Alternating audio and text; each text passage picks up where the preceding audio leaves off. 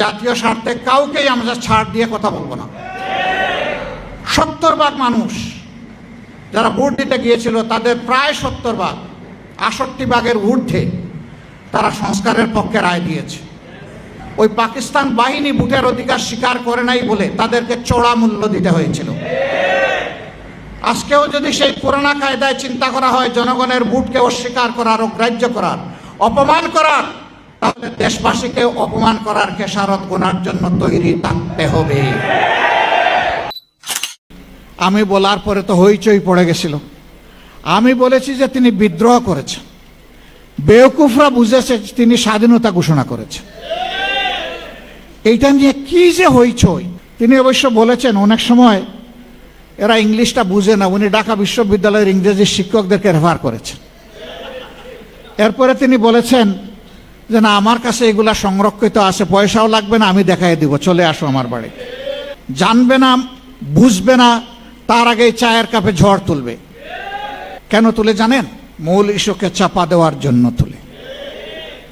দেখেন না, সম্প্রতি একটা ঘটনা, আমাদের এই ঈদ উপলক্ষে আমরা একটা রিসেপশনের আয়োজন করেছিলাম।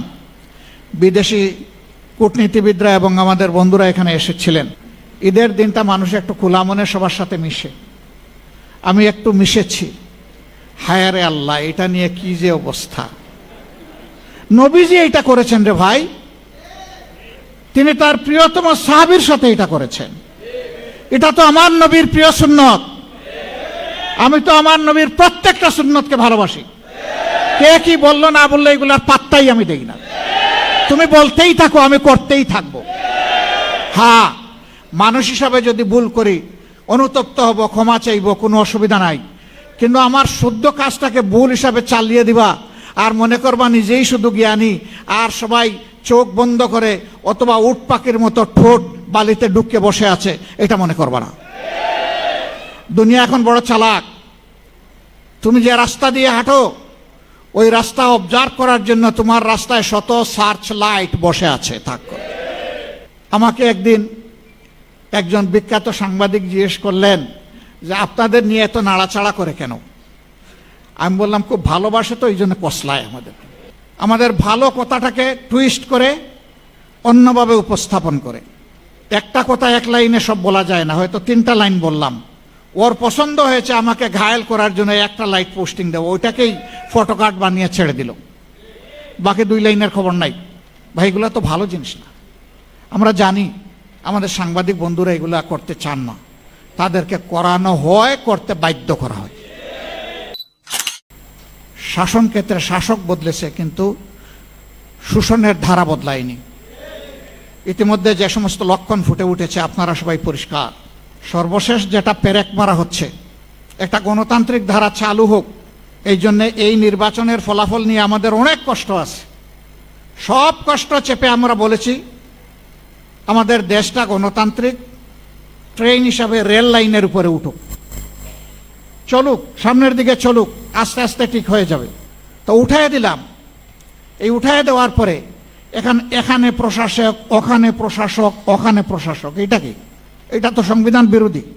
পরিষ্কার আপনি সংবিধানের কথা বলতেছেন, ওই সংবিধানেই তো লেখা আছে স্থানীয় সরকারের সকল স্থলে একমাত্র নির্বাচিত প্রতিনিধিরাই তারা দায়িত্ব পালন করবেন। তো এদেরকে কে নির্বাচন করলো? এরা দলীয় আনুগত্যের ভিত্তিতে বিভিন্ন জায়গায় লোকদেরকে বসিয়ে দেওয়া হচ্ছে, জাতির গাড়ে চাপিয়ে দেওয়া হচ্ছে। আমরা এগুলা মানি না। আপনি সংবিধানের এক অংশ মানবেন, আর এক অংশ মানেন না, ভারী মজা। একটা অর্ডারের ভিত্তিতে 2টা ভোট একই দিনে হয়েছে। আপনি গোশত মানেন কিন্তু জুল খাইতে রাজি না। একই তরকারি একই বাসনে পাকানো হয়েছে, গোশতটা খেয়ে নিলেন, বলতেছেন জুলটা হারাম। তো ওই গোশত তো জুলের ভিতরে পাকানো হয়েছে, তাইলে এই গোশত হালাল হয় কিভাবে? ওইটাও হারাম। আসসালামু আলাইকুম রহমতুল্লাহ। সুপ্রিয় দর্শক, ঈদের দিন বিদেশি কূটনৈতিকদের নিয়ে আমিরে জামাতকে নিয়ে যেই নোংরামি ছড়ানো হয়েছে সেটার জবাব আমিরে জামাত নিজেই দিয়েছেন। আপনারা ভিডিওর শুরুতে শুনলেন যে সাহাবীরা এরকম করছে। তো তাহলে যারা আমিরে জামাতকে ব্যঙ্গ করলো, আমিরে জামাতের ফটোকার্ড নিয়ে নোংরামি ছড়ালো, তারা কি করলো? সুপ্রিয় দর্শক, আপনারা জানেন যে এই কাজটা করছে বিএনপি, আওয়ামী লীগ এবং চরমোনাই, মানে সম্মিলিতভাবে সবাই মিলে আমিরে জামাতকে এরা করার চেষ্টা করছে। মানে আমিরে জামাত যদি নামাজও পড়ায়, জানাজার নামাজ পড়ায় বা ইমামতি করে, নামাজের ইমামতি করে, সেখানেও দোষ ধরার চেষ্টা করে। আরে তোর নেতা নামাজ পড়াতে পারে, পেশাব করে পানি নেয়, তুই এসে মাতব্বরি মারিস। তো দর্শক, গতকালকে জামাতে ইসলামী মহান স্বাধীনতা দিবস উপলক্ষে আলোচনা সভার আয়োজন করে। সেখানে প্রধান অতিথির বক্তব্যে আমিরে জামাত এই কথাগুলো বলে, এর সাথে আরও অনেকগুলো গুরুত্বপূর্ণ কথা তিনি তুলে ধরেছেন। তো আপনাদের প্রতি অনুরোধ রইল, আপনারা পুরো বক্তব্যের ভিডিওটা দেখে যাবেন। তো বেশি দেরি করো না, চলুন আমরা আমিরে জামাতের বক্তব্যের ভিডিওটা দেখি। প্রিয় দেশবাসী, স্বাধীনতা একটা জাতির কত বড় সম্পদ, এটা স্বাধীন জাতি বুঝে না, পরাধীন জাতি এটা বুঝে। আমাদের পূর্বপুরুষেরা 190 বছর যখন স্বাধীনতা হারিয়ে গোলামির জিঞ্জিরে আবদ্ধ ছিলেন, তারা তখন অনুভব করেছিলেন স্বাধীনতা কী জিনিস। তাদের এই আন্তরিক আকুতি, তাদের সংগ্রামী প্রয়াস, তৎকালীন নেতৃবৃন্দের বিচক্ষণতা, দূরদর্শিতার ফলে আমরা একটা দেশ পেয়েছিলাম। আমাদেরকে আশ্বস্ত করা হয়েছিল লর্ড কেলেঙ্গে পাকিস্তানের নামে যে এই দেশে কোনো ধরনের বৈষম্য থাকবে না, ন্যায় বিচার কায়েম হবে এবং মানুষ একটি স্বাধীন দেশের নাগরিক হিসাবে সম্মানের সাথে বসবাস করবে। এ লক্ষ্য অর্জিত হয়নি, পদে পদে লঙ্ঘিত হয়েছে, যার কারণে 71-এর মুক্তিযুদ্ধ অনিবার্য হয়ে উঠেছিল। তবে হ্যাঁ, এই যুদ্ধের আগে একটা সাধারণ নির্বাচন হয়েছিল, এটা মার্শাল ল গভর্নমেন্টের আন্ডারে, ওইটাও কোনো সংবিধানের আন্ডারে হয়নি। মার্শাল ল যখন জারি থাকে, সংবিধান তখন সাসপেন্ড থাকে, সামরিক ফরমানের মাধ্যমেই হয়েছিল। কিন্তু জনরায়কে পাকিস্তানি শাসক গোষ্ঠী এবং সামরিক বাহিনী তারা সম্মান দেখাতে ব্যর্থ হয়েছিল। বরঞ্চ জনরায়কে অগ্রাহ্য করে বিপুল জনমানুষের আকাঙ্ক্ষাকে তারা গুলি আর বুলেট দিয়ে, ব্যানর দিয়ে তারা দমিয়ে রাখতে চেয়েছিল। নির্বিচারে মানুষ খুন করেছে, মানুষের ইজ্জত লুণ্ঠন করেছে, সম্পদ ধ্বংস করেছে, দেশকে পোড়ামাটির দেশে পরিণত করেছে। কিন্তু সকল নির্যাতন চালিয়েও মানুষের আকাঙ্ক্ষাতে তারা দমিয়ে রাখতে পারেনি। শেষ পর্যন্ত দেশ স্বাধীন হয়েছে।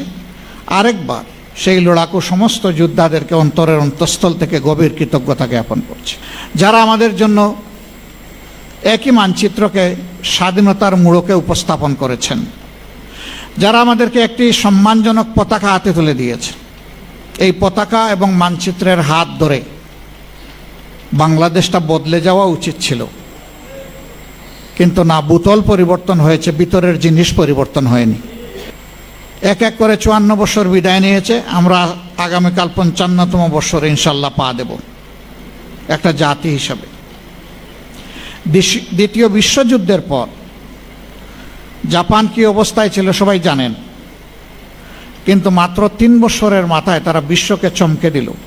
তারা বিশ্বের সর্ববৃহৎ ইলেকট্রোমেকানিক্যাল ইন্ডাস্ট্রি মিৎসুবিশি চালু করে বিশ্বকে জানাই দিল যে জাপান ঘুমিয়ে পড়ে নাই।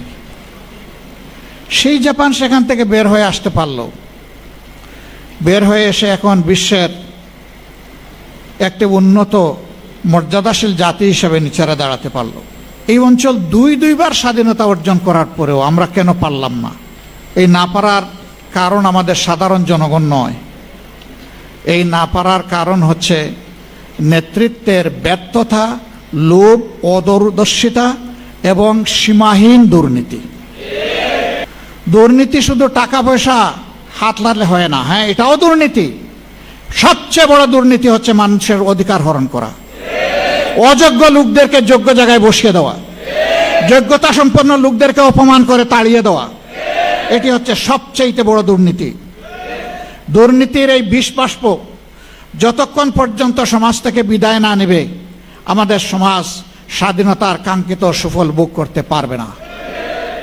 এরপরে তার মুখেই শুনলেন, আমি বলার পরে তো হইচই পড়ে গেছিল। আমি বলেছি যে তিনি বিদ্রোহ করেছেন, বেওকুফরা বুঝেছে তিনি স্বাধীনতা ঘোষণা করেছেন। এইটা নিয়ে কি যে হইচই। তিনি অবশ্য বলেছেন অনেক সময় এরা ইংলিশটা বুঝে না, উনি ঢাকা বিশ্ববিদ্যালয়ের ইংরেজি শিক্ষকদেরকে রেফার করেছেন। এরপরে তিনি বলেছেন যে না, আমার কাছে এগুলা সংরক্ষিত আছে, পয়সাও লাগবে না, আমি দেখাই দিব, চলে আসো আমার বাড়ি। জানবে না, বুঝবে না, তার আগেই চায়ের কাপে ঝড় তুলবে। কেন তুলে জানেন? মূল ইস্যুকে চাপা দেওয়ার জন্য তুলে। দেখেন না, সম্প্রতি একটা ঘটনা, আমাদের এই ঈদ উপলক্ষে আমরা একটা রিসেপশনের আয়োজন করেছিলাম। বিদেশি কূটনীতিবিদরা এবং আমাদের বন্ধুরা এখানে এসেছিলেন। ঈদের দিনটা মানুষ একটু খোলা মনে সবার সাথে মিশে। আমি একটু মিশেছি। হায় রে আল্লাহ, এটা নিয়ে কি যে অবস্থা! নবীজি এটা করেছেন রে ভাই, তিনি তার প্রিয়তম সাহাবীর সাথে এটা করেছেন।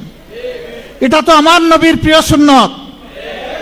আমি তো আমার নবীর প্রত্যেকটা সুন্নতকে ভালোবাসি। কে কি বললো না বললো এগুলার পাত্তাই আমি দেই না। তুমি বলতেই থাকো, আমি করতেই থাকবো।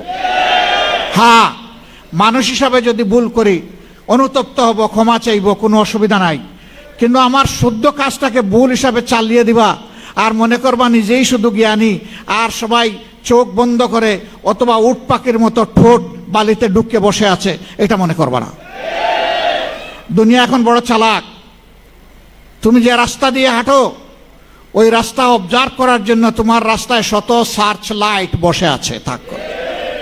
আমাকে একদিন একজন বিখ্যাত সাংবাদিক জিজ্ঞেস করলেন যে আপনাদের নিয়ে এত নাড়াচাড়া করে কেন?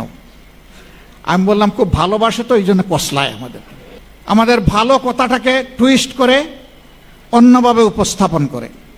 একটা কথা এক লাইনে সব বলা যায় না, হয়তো 3টা লাইন বললাম, ওর পছন্দ হয়েছে আমাকে ঘায়েল করার জন্য একটা লাইট পোস্টিং দেবো, ওইটাকেই ফটোকার্ড বানিয়ে ছেড়ে দিল, বাকি 2 লাইনের খবর নাই। ভাই, এগুলো তো ভালো জিনিস না। আমরা জানি আমাদের সাংবাদিক বন্ধুরা এগুলা করতে চান না, তাদেরকে করানো হয়, করতে বাধ্য করা হয়। এত রক্ত, 71-এর ত্যাগ, 24-এর ত্যাগ, এই সবগুলা তো ম্লান হয়ে যাবে যদি ভালোকে ভালো হিসাবে পুরস্কৃত করা না হয় আর মন্দকে যদি দমন করা না হয়। আমরা কি দেখছি? আমরা দেখছি পরিবর্তিত বাংলাদেশ। শাসন ক্ষেত্রে শাসক বদলেছে, কিন্তু শোষণের ধারা বদলায়নি। ইতিমধ্যে যে সমস্ত লক্ষণ ফুটে উঠেছে আপনারা সবাই পরিষ্কার। সর্বশেষ যেটা পেরেক মারা হচ্ছে, একটা গণতান্ত্রিক ধারা চালু হোক, এই জন্যে এই নির্বাচনের ফলাফল নিয়ে আমাদের অনেক কষ্ট আছে। সব কষ্ট চেপে আমরা বলেছি আমাদের দেশটা গণতান্ত্রিক ট্রেন হিসাবে রেল লাইনের উপরে উঠুক, চলুক, সামনের দিকে চলুক, আস্তে আস্তে ঠিক হয়ে যাবে। তো উঠায় দিলাম। এই উঠায় দেওয়ার পরে এখানে প্রশাসক, ওখানে প্রশাসক, ওখানে প্রশাসক, এটা কি? এটা তো সংবিধান বিরোধী। পরিষ্কার আপনি সংবিধানের কথা বলতেছেন, ওই সংবিধানেই তো লেখা আছে স্থানীয় সরকারের সকল স্থলে একমাত্র নির্বাচিত প্রতিনিধিরাই তারা দায়িত্ব পালন করবেন।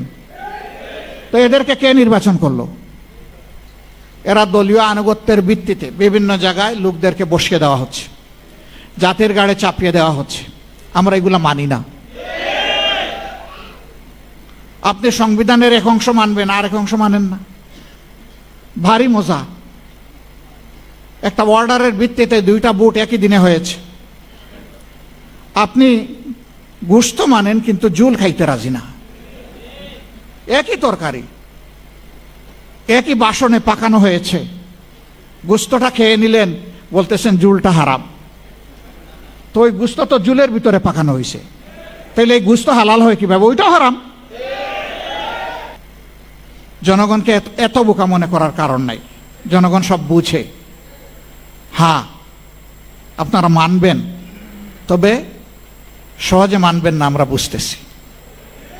এরকম অতীতেও কিছু কিছু বিষয় সহজে মানেন নাই, কিন্তু পরে ঠিকই মেনেছেন। আমরা নিজের জন্য, কোনো দলের জন্য এই কাঠামোগত পরিবর্তন আমরা চাচ্ছি না, সংস্কার চাচ্ছি না। আমরা 18 কোটি মানুষের জন্য চাই। গণতন্ত্রের এসেন্স, বিউটি, একটা দল সরকারে যাবে, আরেকটা দল বিরোধী দলে থাকবে, এই 2 দল মিলেই জাতিকে সামনে এগিয়ে নেবে। সরকার ভালো করলে সহযোগিতা করবে বিরোধী দল, যদি মন্দ কিছু করে তাহলে লাগাম ধরে টান দেবে। আমাদের নীতি তাই হবে ইনশাআল্লাহ। তাওয়ানু আলাল বিররি ওয়াত তাকওয়া ওয়ালা তাওয়ানু আলাল ইসমি ওয়াল উদওয়ান, এই নীতির বাইরে আমরা যাব না। জাতীয় স্বার্থে কাউকেই আমরা ছাড় দিয়ে কথা বলবো না। 70% মানুষ যারা ভোট দিতে গিয়েছিল তাদের প্রায় 70%, 68% ঊর্ধ্বে তারা সংস্কারের পক্ষে রায় দিয়েছে। এখন একবার ওনারা বলেন যে আমরা অক্ষরে অক্ষরে মানব, আবার বলেন জনগণ না বুঝে রায় দিয়ে দিস। আরে ভাই, জনগণ বুঝুক না বুঝুক, ভোটের অধিকারটা তার, আপনার না। ওই পাকিস্তান বাহিনী ভোটের অধিকার স্বীকার করে নাই বলে তাদেরকে চড়া মূল্য দিতে হয়েছিল।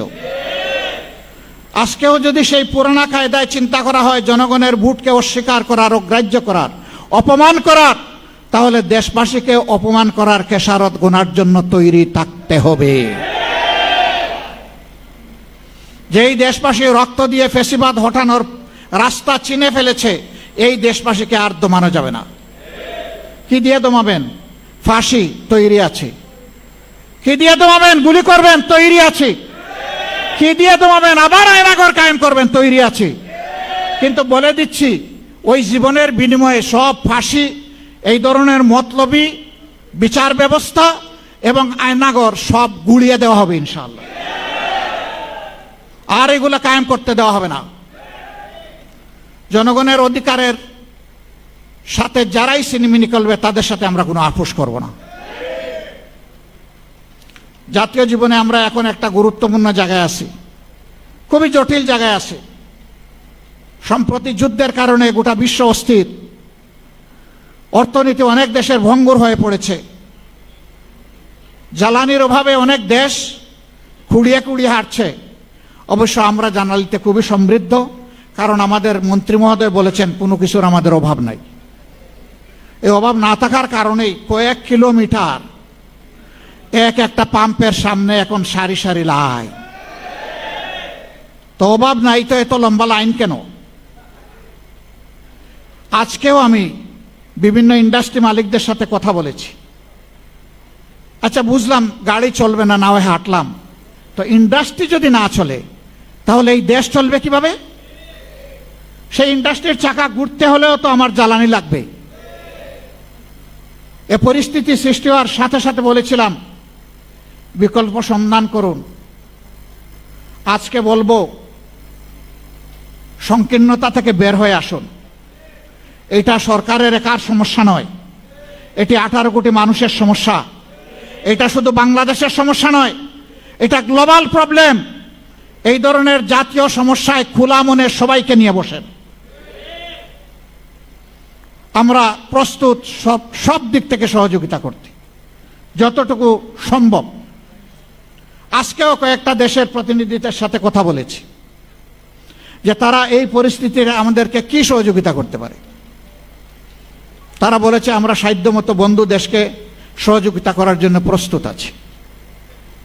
আমরা যদি এই সরকারের ব্যর্থতা চাইতাম তাহলে আমরা রাস্তায় এখন নেমে আগুন জ্বালানো শুরু করতাম।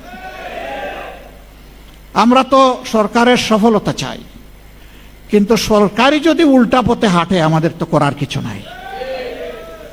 সরকারকে সঠিক পথে হাঁটতে হবে। মানুষের আকাঙ্ক্ষাকে সম্মান করুন। একবারে আগামী 29 তারিখ আবার অধিবেশন বসছে। আমাদেরকে নোটিশ দেওয়ার কথা বলা হয়েছে সংস্কার বিষয়ে আলোচনার জন্য। আমরা সুযোগ দিয়ে বলতে চাই, নোটিশের অপেক্ষা না করে অধিবেশন বসার সাথে সাথে ঘোষণা দিন যে আমরা তা আপাদমস্তক যেভাবে সাইন করেছি ওইভাবে বাস্তবায়ন করব। আসুন এখন বাস্তবায়ন প্রক্রিয়া নিয়ে আমরা আলোচনা করি সংসদে। আমরা প্রস্তুত, খোলা মন নিয়ে প্রস্তুত। কিন্তু এইটা নিয়ে যে কোনো ধরনের কালক্ষেপণ, টালবাহানা আমরা মানব না। যদি সংসদে তার সমাধান হয় আলহামদুলিল্লাহ, না হয় এই রাজপথ আমাদের পরিচিত। আমরা প্রথমে এই রাজপথ চাই না। আমরা চাই সকল কর্মকাণ্ডের কেন্দ্রবিন্দু হোক সংসদীয় গণতন্ত্রে মহান জাতীয় সংসদ। সম্মানিত ভাইরা, কেউ কেউ বলেন 72-এর সংবিধান পরিবর্তন করা যাবে না। আমি জিজ্ঞেস করি, 72-এর সংবিধান শেখ মুজিব কি রক্ষা করেছিলেন? 72-এর সংবিধানটা কি বাকশাল ছিল? 72-এর সংবিধানটা কি বহুদলীয় গণতন্ত্র নিষিদ্ধ ছিল? যে শেখ মুজিব নিজেই ৭২-এর সংবিধানকে জাগায় রাখলেন না, আপনি নতুন প্রেমিক কোত্থেকে আসলেন? জিয়াউর রহমান সাহেবকে এই সংবিধান পরিবর্তন করেন নাই? মরহুম নেতা এম কে আনোয়ার এই জাতীয় প্রেস ক্লাবের এই হলে বসে তিনি একটা আলোচনার সভায় বলেন নাই যে জনগণের সরকার কায়েম হলে এই সংবিধানকে আমরা ছুঁড়ে ডাস্টবিনে ফেলে দেব? তিনি এইরকমই বলেছিলেন অঙ্গভঙ্গি করে। মরহুমা সাবেক প্রধানমন্ত্রী বিএনপি চেয়ারপারসন বেগম খালেদা জিয়া কি বলেন নাই যে জনগণের সরকার কায়েম হলে এই সংবিধান থাকবে না? তাহলে আপনারা কি তাদের চাইতেও বেশি ৭২ সংবিধান প্রেমিক হয়ে গেলেন? এই সমস্ত জিনিস ভালো না, ভালো লক্ষণ না। জনগণকে মেহেরবানি করে ভুল বুঝবেন না, ভুল বুঝানোর চেষ্টা করবেন না। জনগণের আকাঙ্ক্ষা বুঝার চেষ্টা করুন, দেয়ালে একটু কান চাপেন, শুনবেন এদেশের জনগণ কি চায়। যদি এই সংস্কারকে মেনে না নেওয়া হয় তাহলে মিনিমাম ১৪০০ শহীদ যারা হয়েছে তাদেরকে অপমান করা হবে, হাদিদেরকে অপমান করা হবে, আবরার ফাহাদকে অপমান করা হবে, ফেলানির ঝুলন্ত লাশের সাথে অপমান করা হবে। এ কাজ করতে যাবেন না। বেঁচে থাকা জিন্দা শহীদ জুলাই যোদ্ধারা তারা এটা মেনে নেবে না। জুলাই যুদ্ধ ১০০ নয়, ২০০ নয়, ১০০০ নয়, ১০,০০০ নয়, ১,০০,০০০ নয়, ২,০০,০০০ নয়। জুলাই যুদ্ধ ছিল কোটি কোটি। এ মানুষের বিরুদ্ধে অবস্থান নেবেন না। মেহেরবানি করে জন আকাঙ্ক্ষার প্রতি সম্মান করুন। আজকের এই মহান দিবসের আলোচনায় সবাই আমি বুক ভরে সরকারকে সেই আহ্বান জানাতে চাই। আর জাতীয় জীবনে যে কঠিন সময় এসেছে, খোলা মন নিয়ে উদারতা দেখিয়ে আমাদেরকে ডেপুটি স্পিকার দেওয়ার দরকার নাই। উদারতা দেখিয়ে জাতীয় সমস্যা সমাধানে এক জায়গায় একসাথে বসে। এটা সংসদের ভিতরে হবে না, কারণ সংসদের ভিতরে সকল দল প্রবেশ করে নাই। এদেশে যারা অন্যান্য দল আছে তাদের অবদান আছে এই দেশের জন্য, মুক্তিযুদ্ধে আছে, ২৪-এ আছে। এই তাদের সবাইকে নিয়ে বসে কথা শুনেন, ডিসিশন তো আপনারাই নেবেন। অন্তত খোলা মনে পরামর্শগুলো শুনেন, কে কি বলতে চায়। আমি আশা করি জাতি উপকৃত হবে এবং আপনারাও দিশা পাবেন ইনশাআল্লাহ। সেই পারস্পরিক হিংসা হানাহানির রাজনীতি বন্ধ হোক। আফসোস এখনো শুধু একটা ইলেকশন হয়ে গেছে, সেইটাকে কেন্দ্র করে মানুষ খুন হচ্ছে, এমনকি নিজ দলের মানুষকেও খুন করা হচ্ছে। তাহলে ফেসিবাদ বিদায় নিল কোথায়? ফেসিবাদ এতদিন আত্মগোপন করে গর্তের মধ্যে ছিল, এখন আবার মাথা তুলতে শুরু করেছে। দেশবাসীকে বলবো, এই ফেসিবাদ নতুন করে কেউ যদি কায়েম করতে চায়, ইনশাআল্লাহ সবগুলো হাত একত্রিত করে আমরা রুখে দেব ইনশাআল্লাহ। এ রুখে দেওয়ার জন্য তৈরি থাকতে হবে। আল্লাহ রাব্বুল আলামিন প্রিয় দেশকে হেফাজত করুন, আমাদের স্বাধীনতাকে আল্লাহ অক্ষুণ্ণ রাখুন, আমাদের বীরদেরকে, সকল পর্যায়ের বীরদেরকে আল্লাহ সীমাহীন মর্যাদা দান করুন।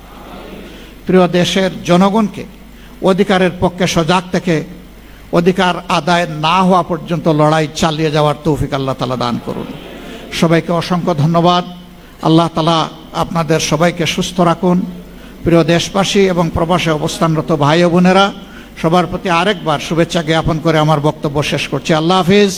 বাংলাদেশ জিন্দাবাদ, বাংলাদেশ জামাতে ইসলামী জিন্দাবাদ। সুপ্রিয় দর্শক, আপনারা আমিনা জামাতের বক্তব্যের ভিডিওটা দেখলেন। তো আমিনা জামাতের কথাগুলো আপনাদের কাছে কেমন লেগেছে? যদি ভালো লাগে ভিডিওটা শেয়ার করবেন। আজকের ভিডিও এই পর্যন্তই। সকলকে ধন্যবাদ। আসসালামু আলাইকুম ওয়া রাহমাতুল্লাহ।